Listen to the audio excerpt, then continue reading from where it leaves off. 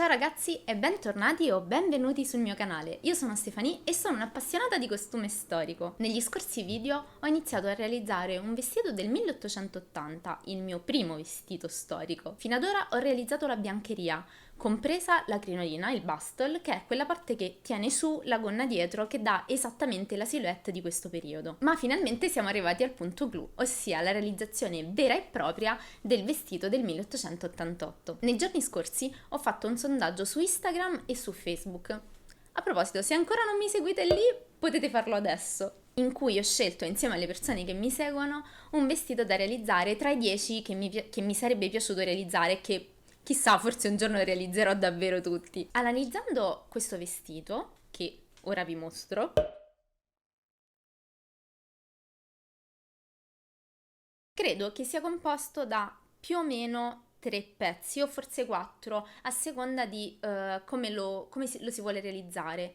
Io ho scelto di realizzare una gonna di base foundation, che è quella che vediamo nell'immagine a righe, poi sopra un'altra gonna che invece è quella drappeggiata di decorazione, una giacca e sto pensando se realizzare una chemisette sotto la giacca per dare l'effetto della parte a righe che si trova nello scollo, oppure di realizzare lo scollo all'interno della giacca stessa. Inizialmente ho avuto un po' di dubbi su come realizzare questo vestito, perché mi era sembrato dal disegno che la gonna drappeggiata e la giacca fossero legati, cuciti insieme.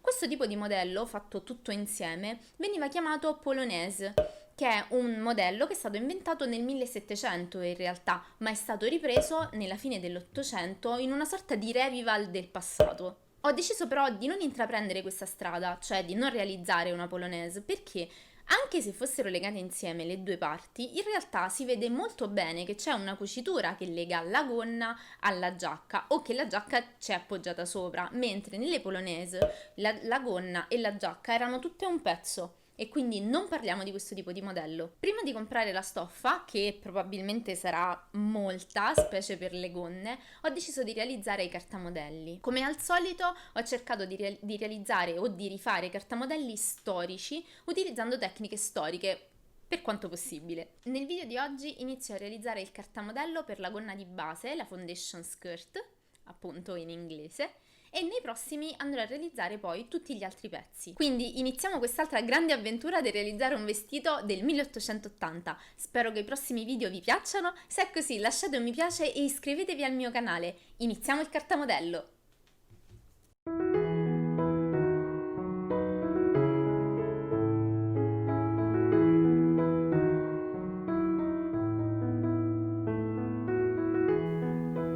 Ho iniziato prendendo alcune misure su me stessa, anche se questa operazione dovrebbe essere molto semplice, a me ha comportato qualche problemino, dato che ho un piccolo felino ancora in vena di giocare in casa.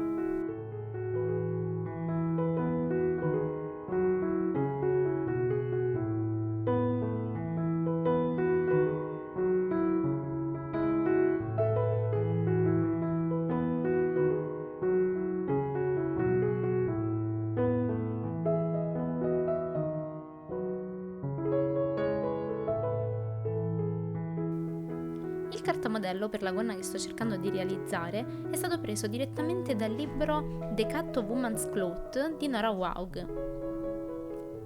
Il cartamodello è formato da 2 pezzi, uno frontale con le pens e uno posteriore da arricciare o fare a pieghe.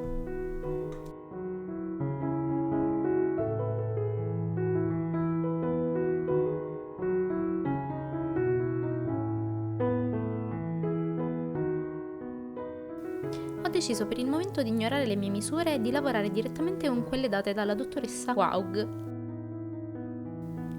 Penso che farò così per tutto il processo di creazione dei cartamodelli, ossia creerò i modelli così come sono sui libri, per poi dopo sdifettarli utilizzando le mie misure.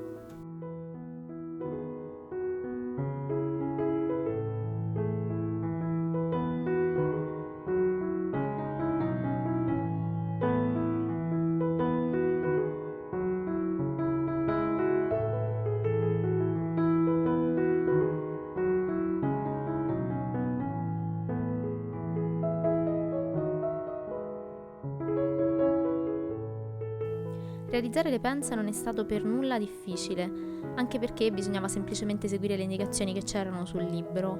L'unica difficoltà l'ho trovata come al solito nella conversione tra pollici e centimetri, perché uscivano fuori a volte delle misure tipo 2,17 centimetri e ho dovuto arrotondare.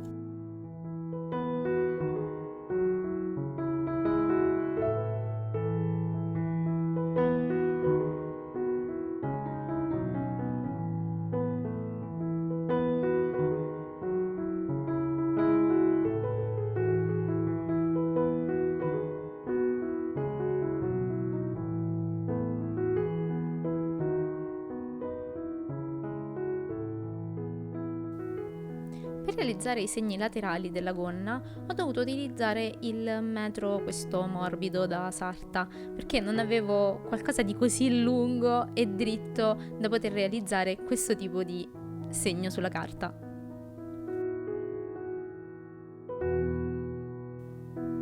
La parte dietro del cartamodello non è nient'altro che un grande rettangolone leggermente curvo sopra.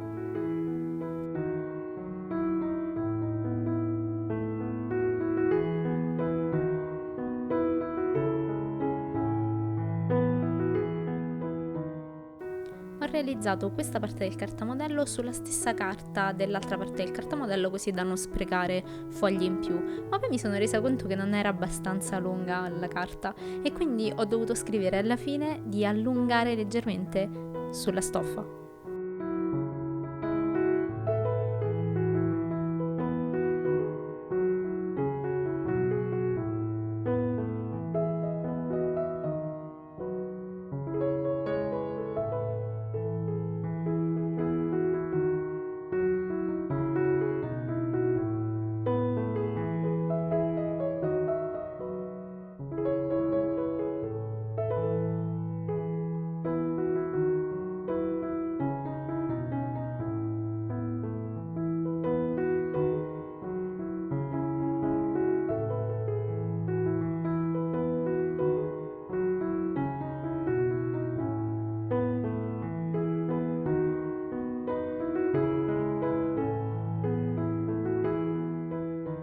Ed ecco il cartamodello finito, non che si capisca molto in effetti adesso.